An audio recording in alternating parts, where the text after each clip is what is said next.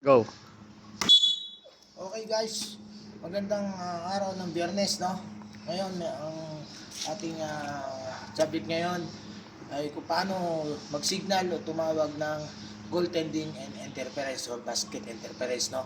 Unang-una, nakita niyo yung ganyan, no? Kapag ako yung tumira, tapos yung bola, medyo nag-bounce na o meron ng downward flight na, bababa na siya, bilang hinawakan ng depensa yung net, board or ring, maaari na siya nating tawagan ng basket interference, no?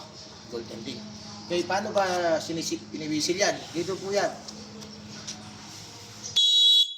Una, initial count, basket muna. Then, senyas tayo na parang nagluluto lang. Tapos, upon review, makikita natin yan sa instant review. Kung siya ay successful. Yun po yung may initial tayo na basket. Pangalawa,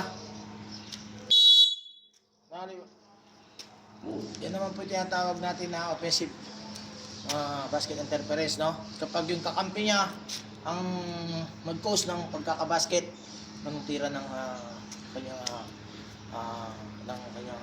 kakampi player, no? So, yun po yung mga dalawang senyas na dapat natin gawin kapag mayroong goaltending or interference or basket interference.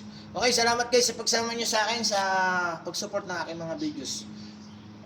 Please follow, like, and share. Bye-bye. God bless.